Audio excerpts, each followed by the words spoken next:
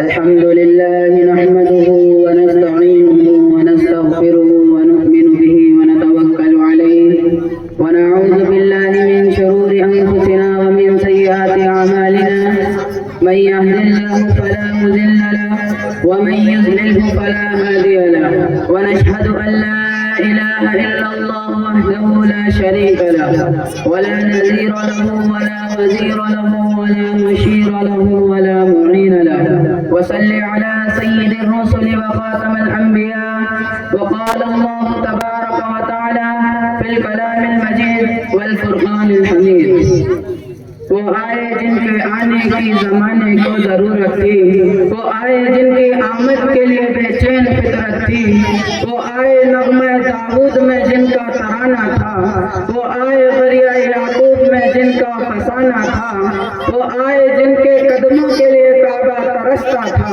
وہ آئے جن کو حق نے گود کی خلوت میں پالا تھا، وہ آئے جن کے دم سے عرش اعظم پر اجالا تھا۔ میرا واجب الاحترام قابل صد احترام علماء اکرام، میں آپ کے سامنے سیرت النبی صلی اللہ علیہ وسلم کے عنوان پر اپنے خیالات کا اظہار کرنے جا رہا ہوں۔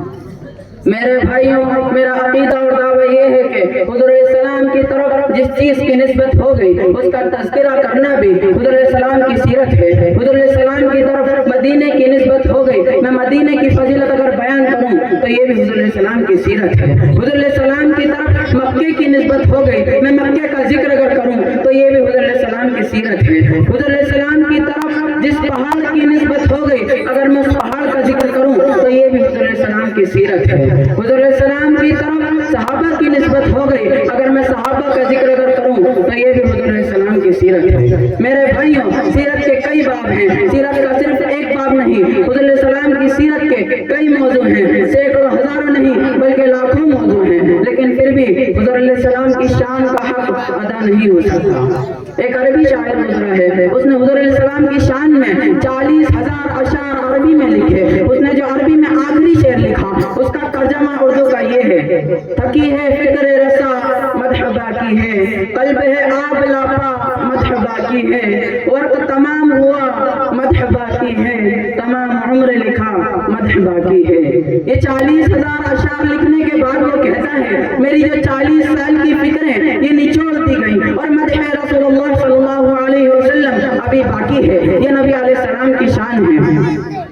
میرے بھائیوں، سارا قرآن میرے پیغمبر کی شان سے بھرا پڑا ہے۔ قرآن پاک کی ہر آیت میں میرا نبی کی شان ہے، بلکہ قرآن پاک کے ہر لفظ میں میرا نبی کی شان ہے۔ اس کو خطیب نے اپنے انوکھے انداز میں کچھ اس طرح بیان کیا ہے کہ جب اللہ نے الف لکھا قرآن میں تو امی بنا دیا، با لکھا قرآن میں نبی کو بشیر بنا دیا، تا لکھا قرآن میں نبی کو تنویر بنا دیا، تا لکھا قرآن میں نبی کو ثاقب بنا دیا، جیم لکھا قرآن میں نبی کو جمیل بنا دیا، ہا لکھا قرآن میں نبی کو حبیب بنا دیا، خا لکھا قرآن میں نبی کو ختم الرسل بنا دیا، دال لکھا قرآن میں نبی کو داعی بنا دیا، زال لکھا قرآن میں نبی کو ذاکر بنا دیا، را لکھا قرآن میں نبی کو رحمت للعالمین بنا دیا، زا لکھا قرآن میں نبی کو ذاکر بنا دیا، سین لکھا قرآن میں نبی کو سراجا منیرہ بنا دیا، شین لکھا قرآن میں نبی کو شاکر بنا دیا، صاد لکھا قرآن میں نبی کو صابر بنا دیا، زاد لکھا قرآن میں نبی کو ضامن بنا دیا، طا لکھا قرآن میں نبی کو طارق اور طاہر بنا دیا،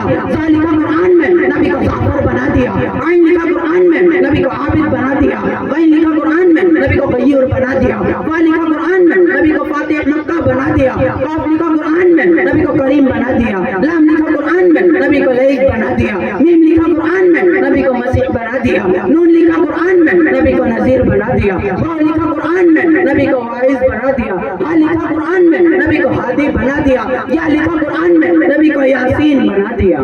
میں ایک قدم اور آگے بڑھاتے ہوئے یہ عرض کرنے چلا ہوں کہ جب حضرت عائشہ صدیقہ رضی اللہ عنہا سے پوچھا گیا کہ نبی کے خلق بیان کریں تو اماں نے جواب میں فرمایا کیا قرآن نہیں پڑھتے؟ لوگوں نے کہا قرآن تو پڑھتے ہیں، تو فرمایا قرآن کھولو تو صحیح، قرآن کے ہر صفحے پہ میرے نبی کا حسن بکھرا پڑا ہے، یہ میرے نبی کی شان ہے۔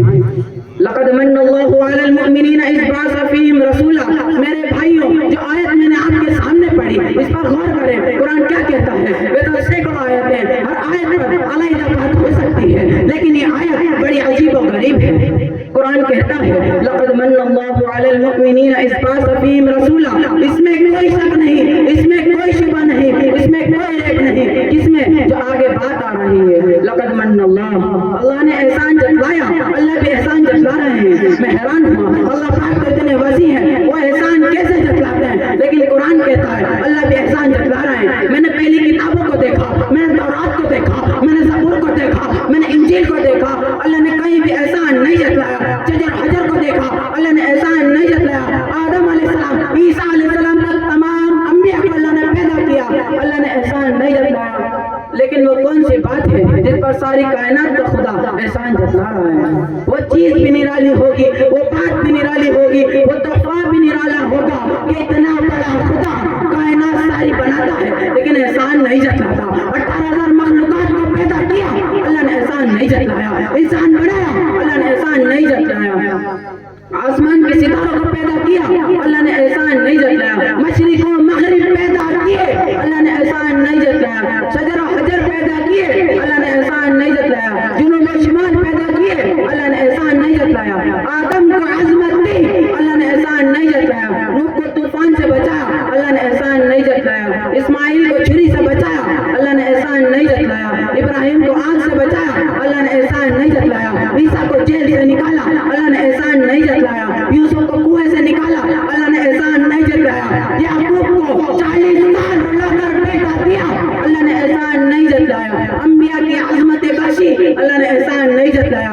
بنی اسرائیل کے انبیاء کو حکومت بخشی، اللہ نے احسان نہیں جتلایا۔ موسیٰ علیہ السلام کو تورات دی، اللہ نے احسان نہیں جتلایا۔ عیسیٰ علیہ السلام کو انجیل دی، اللہ نے احسان نہیں جتلایا۔ داؤد علیہ السلام کو زبور دی، اللہ نے احسان نہیں جتلایا۔ امام آئے، پیشوا آئے، اللہ نے احسان نہیں جتلایا۔ ولی آئے، صحیفے آئے، اللہ نے احسان نہیں جتلایا۔ قطب آئے، ابدال آئے، اللہ نے احسان نہیں جتلایا۔ کائنات میں ذرات پیدا کیے، اللہ نے احسان نہیں جتلایا۔